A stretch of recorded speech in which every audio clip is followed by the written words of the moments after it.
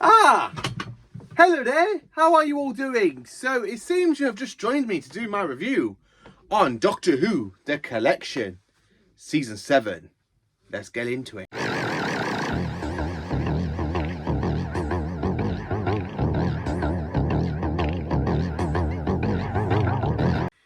Hello there, my dear chaps. How are you all doing? And I hope you're all having a fantastic day. So welcome to my review on Doctor Who, The Collection, Season 7. So I had to do this review in a little bit of style, dressed as a bit of the third Doctor. Now, Season 7, as you all know, it is my 6th favourite season of Doctor Who. So what does it stand like in Blu-ray? How does it stand? What quality do I enjoy? And what do I think of the entire whole box set as a general? So now I'm actually going to tell you what I actually thought about Doctor Who, The Collection, Season 7. Let's put it up there for now. Nice and safe, so it's still in the background. So what can I say about it? This is honestly the best way for anybody to enjoy Pertwee's very first season as the amazing third incarnation of the Doctor. I have loved watching all of these discs. Now, I am in the middle of a Pertwee marathon myself, as I'm literally just about to sit down and rewatch Season 8 of Doctor Who, The Collection, and starting with Terror of the Autons. Now, Season 7, it is basically my 6th favourite season out of all of Doctor Who. It is my 2nd favourite Pertwee season. So, how does it stand up in Blu-ray to me? Well, this is actually the best way to view this entire whole season. Now, you probably look at me like, have I gone mad? I collect the VHSs, the DVDs. You know, I even collect the Region 1 DVDs of Season 7. So how can I say that this is the best way to actually watch Season 7? So, I kind of want to do this by not having to be copyrighted. So I'm not going to insert clips from each of the stories. I'm not going to do any of that because I do not want to be copyrighted, because this is my own review. So let's basically talk about what makes this season quite good. So first of all, right off the bat, the omnibus versions. I flipping enjoyed the 90-minute cut down of Doctor Who and the Silurians, and of course Inferno. Now, I've already done my review on Doctor Who and the Silurians, because I literally filmed that on last Sunday, and basically it'll come up to a week tomorrow.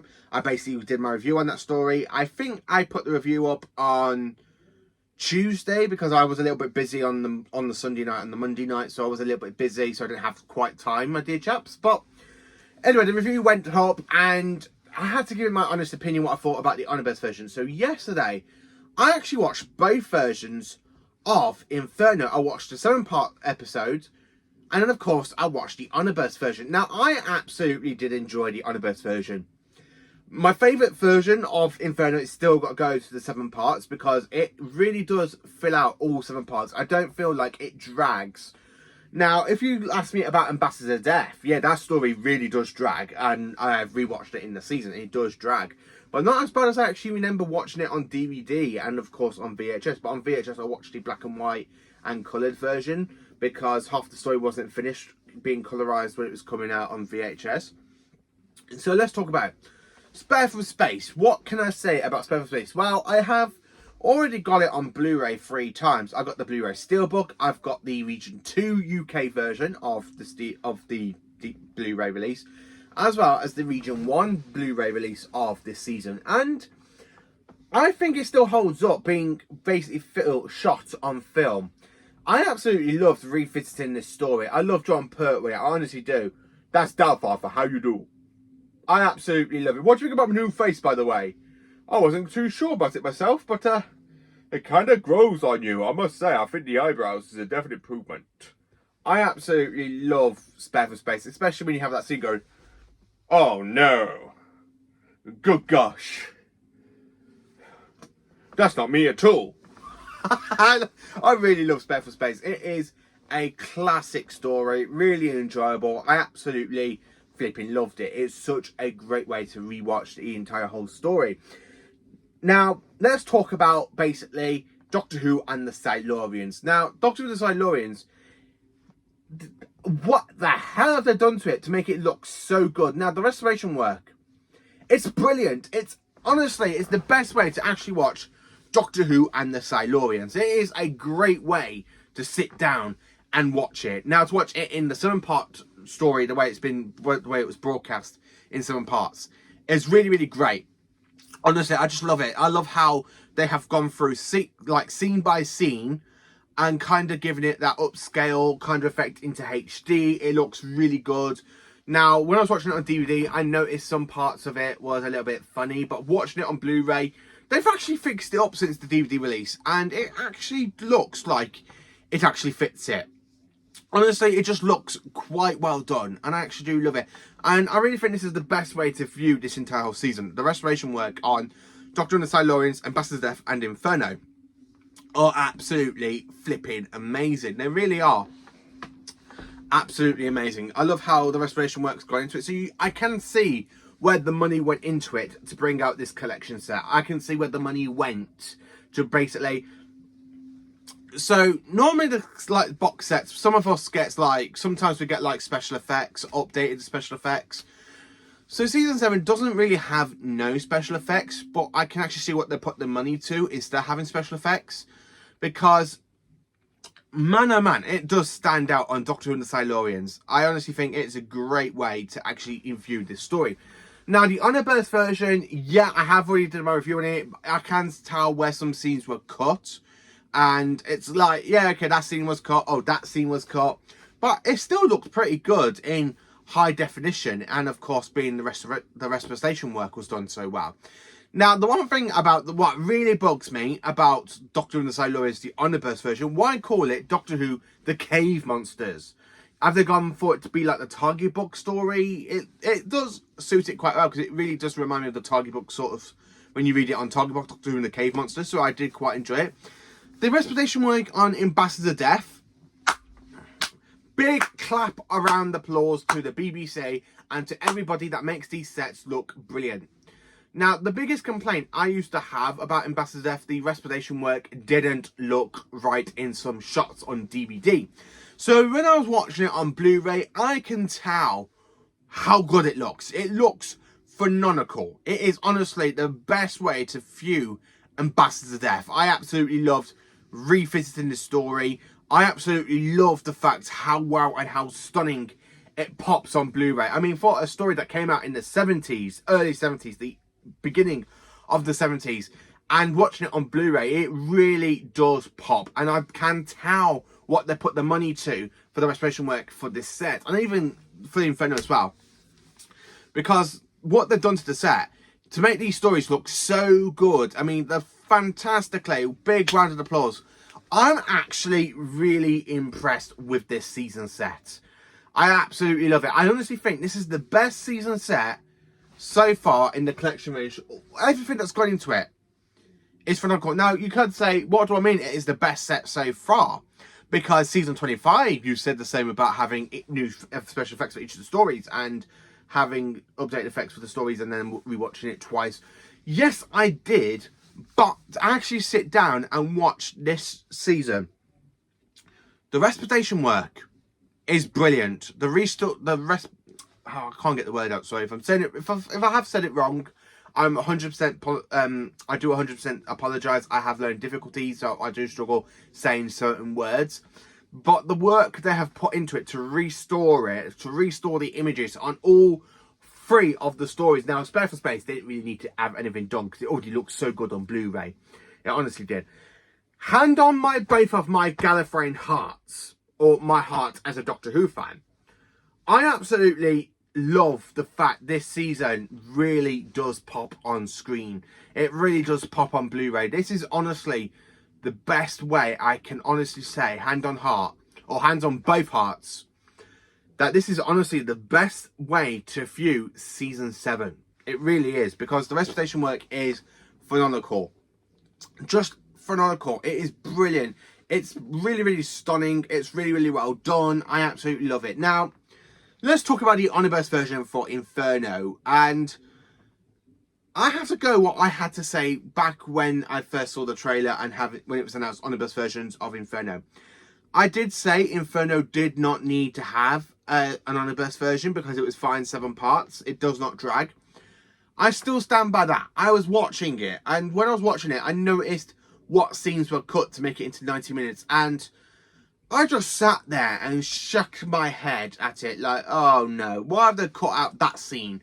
Why have they cut out this scene? Why have they cut out that bloody scene? That scene was so good. Now, I actually sat down and watching it. I was like, oh my God, they cut out so much. They cut out quite a bit of 7 parts. They really did. And I can honestly sit here and say what I was thinking at the time. I was like, this is not the best way to view Inferno. Yes, it is quite nice to have a new version of Inferno to watch, aka the omnibus version. A bit like having Day of the Daleks omnibus version and the Sea Devils on a version in the season 9 box set, the omnibus version. But if I could say what personally I would have gone for to have another omnibus version for the set, it would have been Ambassador Death, because Ambassador Death does drag. And that's the one thing about it, it still drags in some episodes. Now, episode 1 for Ambassador Death is really quite good. Episode 2 is really good. Episode 3 is when it does start to drag. Episode 4 is where it starts to drag. Episode 5 is where things start to go back right. Episode 6 is great. And episode 7 is great. So episodes 3 and 4 is where the story really does start to drag for me. I would absolutely love to have an omnibus version of the Ambassadors of Death. And that's just me personally saying it. Honestly, I would absolutely love to have Ambassadors of Death, an omnibus version. Inferno didn't need it. Inferno is fine the way it is. Yes, I watched it. Yes, I definitely think it's not the best omnibus version. Hands on both of my hearts, it's not the best version. But I still pretty much enjoyed it, even though I sat there, I was like, oh, that scene was cut. No. It's just like, why? Why? I really felt like doing a John Pertwee moment from basically The Mind of Evil when I was watching it, like,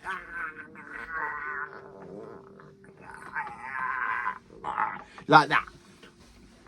The omnibus version for Inferno, it's not good. I enjoyed it. It's not bad.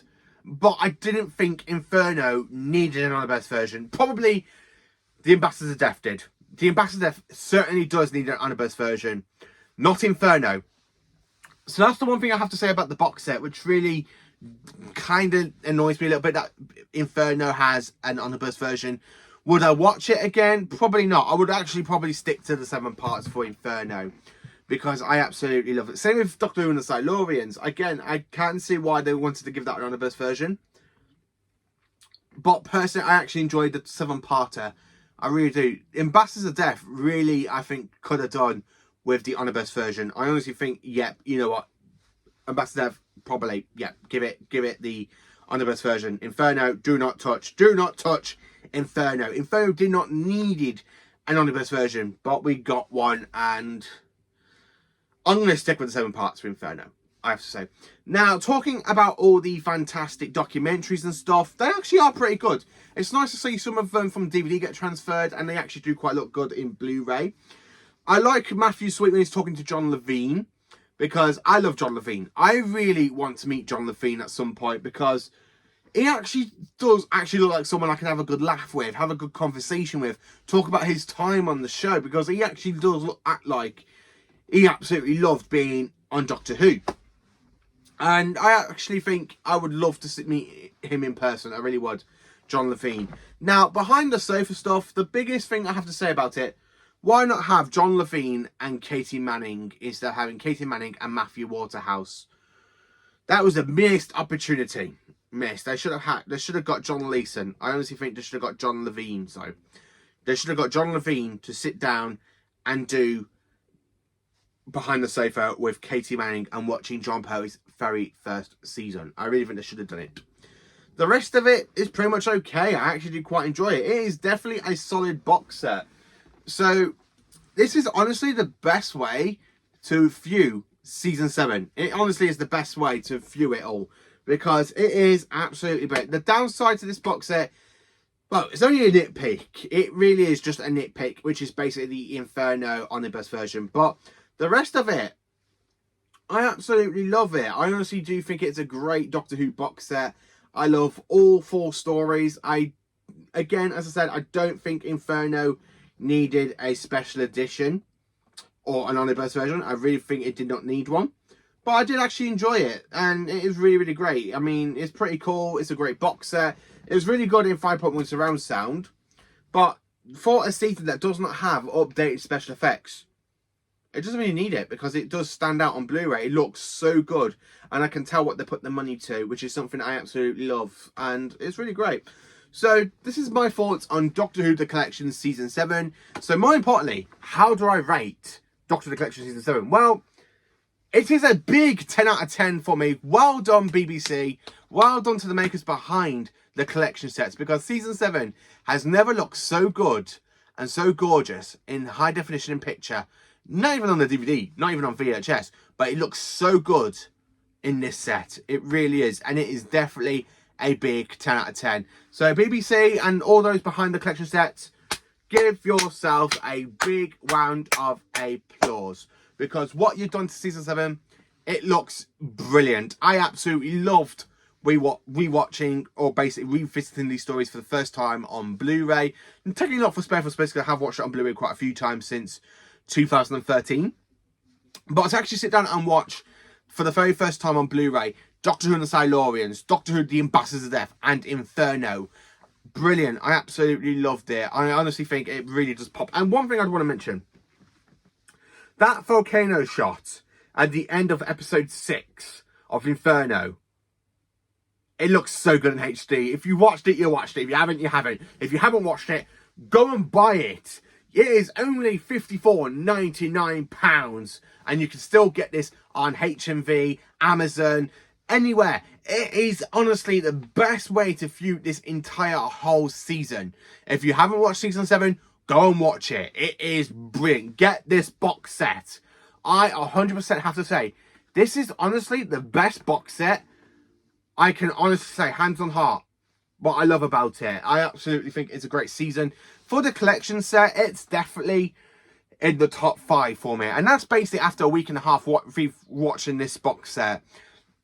It does absolutely stand out. I absolutely loved it. It is honestly fantastic. So, thank you for watching, ladies and gentlemen. I hope you have a cracking day, you amazing viewers and subscribers. And join me for more awesome Doctor Who content. And remember, stay absolutely fantastic, my dear chaps. Time to reverse the polarity, I think.